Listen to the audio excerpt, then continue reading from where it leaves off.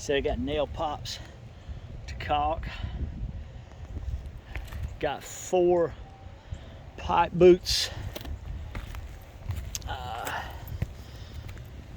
Want to redo the flashing on this wall.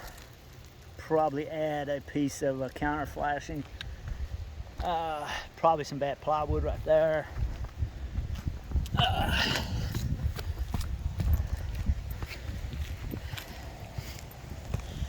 We want to replace the flashing here.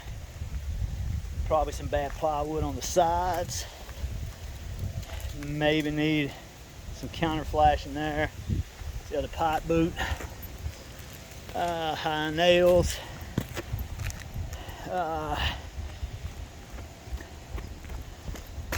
Right over here, got some high nails here that needs to be taken care of, and also right here. Need an estimate on all of that. Gracias, amigo.